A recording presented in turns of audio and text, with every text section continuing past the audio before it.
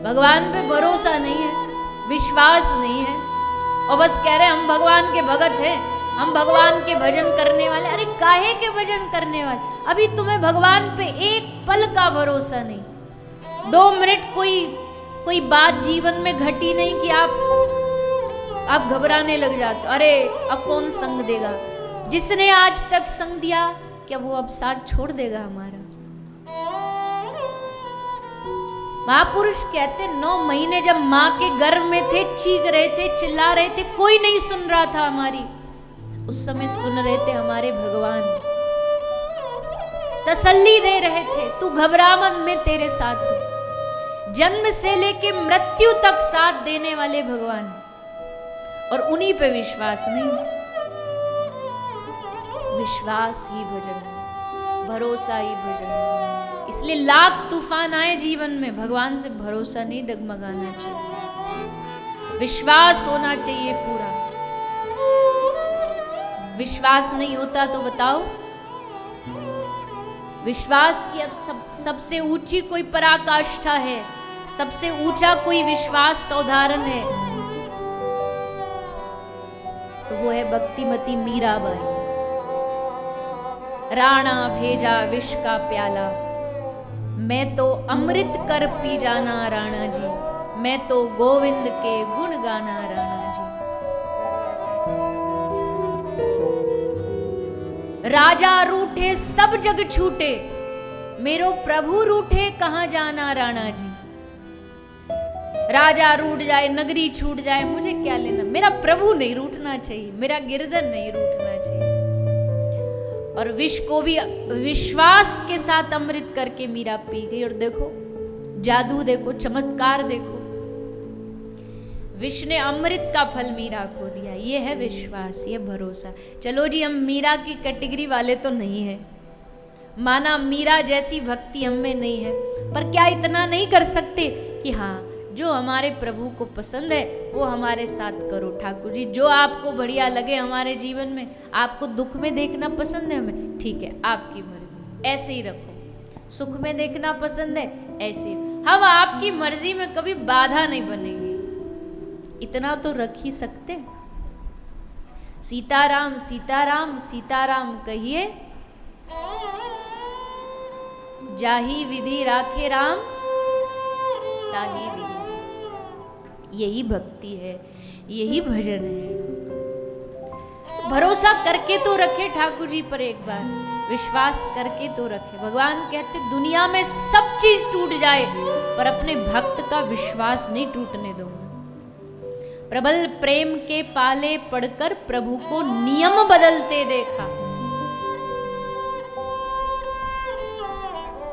एक बार विश्वास कर लो तो भरोसा थोड़ी तोड़ दूंगा, अपने नियम तोड़ देंगे ठाकुर जी।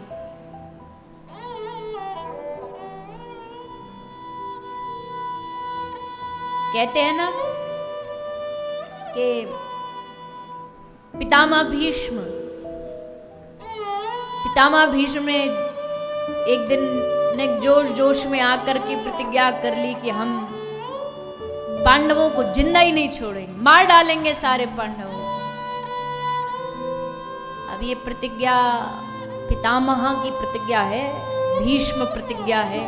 आज भी कोई प्रतिज्ञा की बात आती तो कहते भीष्म प्रतिज्ञा ले रहे हो क्या?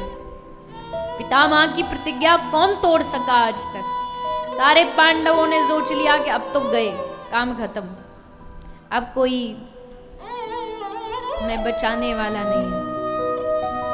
पर भैया जब बचाने वाले खुद साक्षात गोविंद हो तो फिर कौन भला मार सकता है। रात को द्रौपदी को लेके पहुंच गए ठाकुर जी ने द्रौपदी को जगाया, उठ। द्रौपदी को उठा के हाथ पकड़ा और चलो दादा भीष्म के पास। तो द्रौपदी बोले आधी रात को, नेक्स्ट सुबह हो जान दो, उजाला हो जान दो। ठाकुर जी बोले जवाब प्रश्न उत्तर मत कर हमसे, सवाल जवाब मत कर, सीधा चल। और द्रौपदी का हाथ पकड़ के ले आए और जहाँ दादा भीष्म की कुटिया थी बोले घूंघट करके जा भीतर। और घूंघट करके द्रौपदी गई, पितामह को प्रणाम किया। और जैसे प्रणाम किया पितामह को लगा दुर्योधन की पत्नी आई, हमने बुलाई थी आशीर्वाद के लिए, तो हाथ उठा के आशीर्वाद दे दिया, सौभाग्यवती भव। द्रौपदी ने फिर दोबारा प्रणाम किया, बोला सौभाग्यवती भव।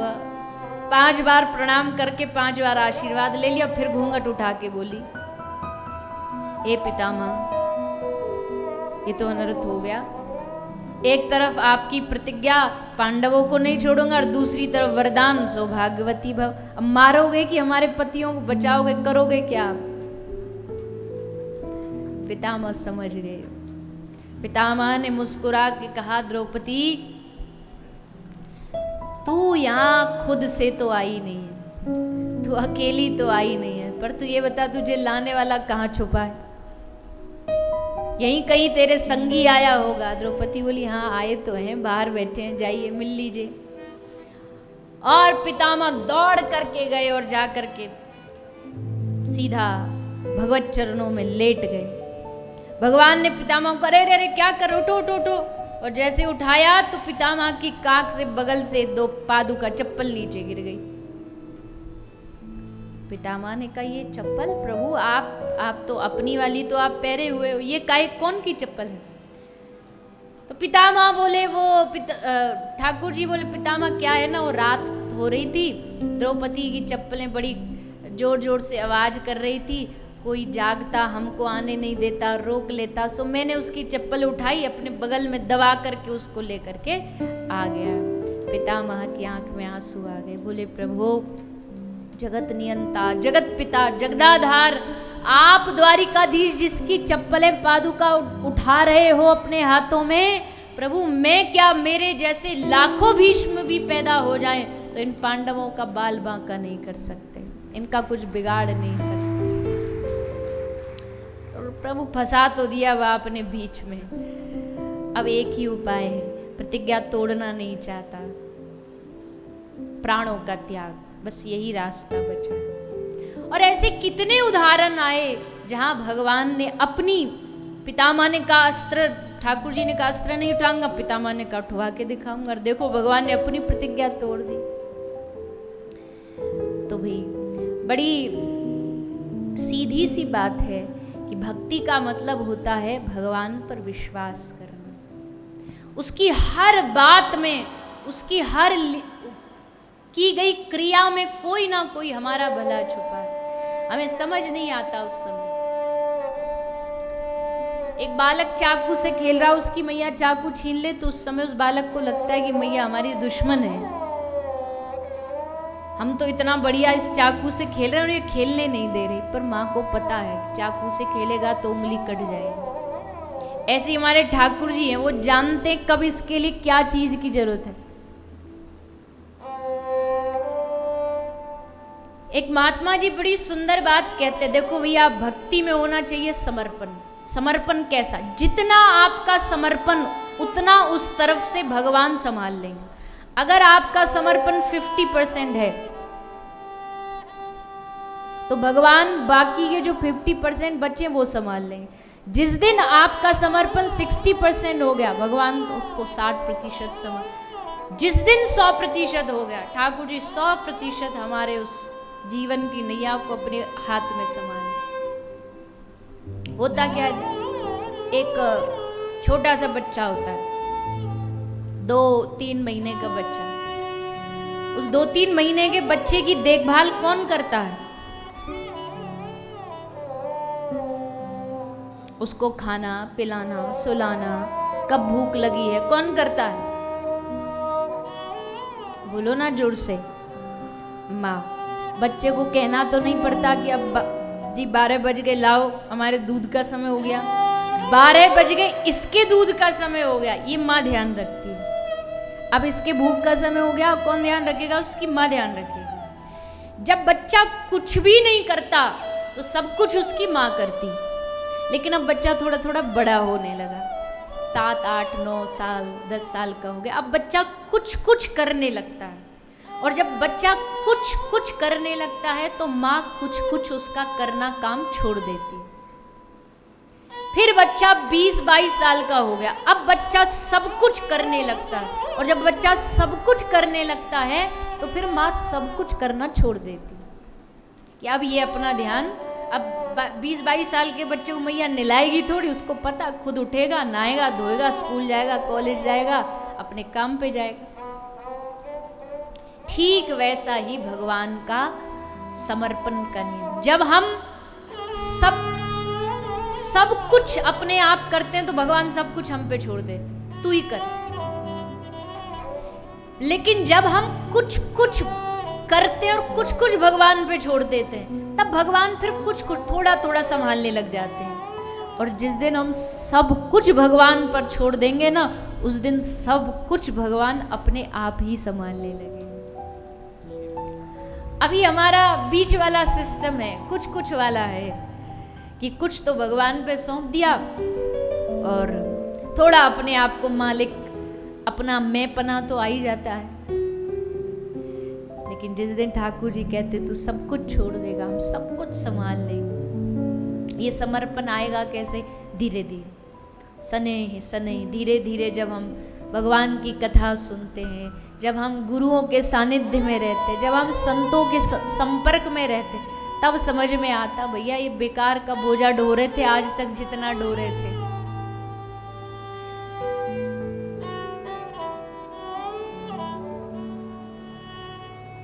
मैं कई बार उदाहरण देती हूँ। एक माता, बूढ़ी माता, चारे की गठरी सर पे धर के जा रही थी।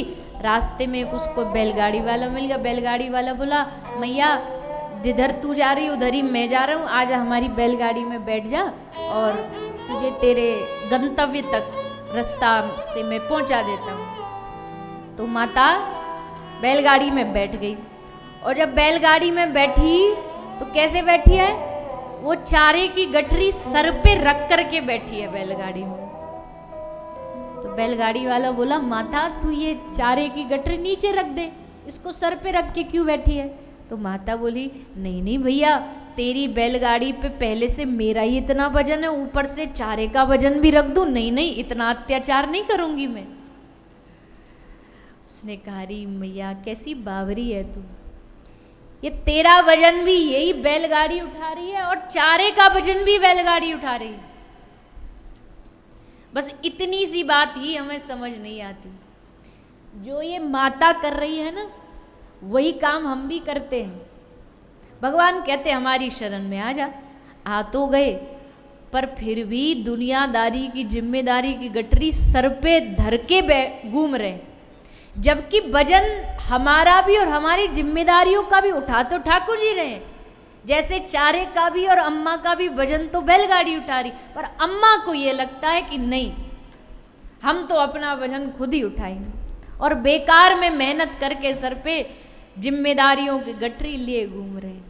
ठाकुर जी हंसते होंगे हमें देख करके कि भैया तेरी क्या औकात कि तू जिम्मेदारियां उठा सके, पर चल तुझे अगर बोझा ढोने का शौक है तो ढोता रहे। और वही ढोते हम, ढोते ढोते सारा जीवन निकल जाता है।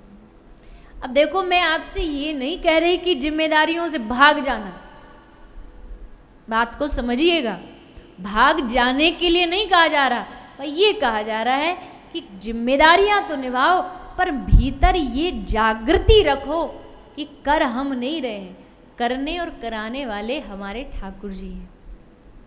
वो करा रहे हैं, वो हमें कठपुतली की तरह नचा रहे हैं, और वो जैसा नचाएंगे उसमें हमारा हित होगा, उसमें हमारा भला होगा।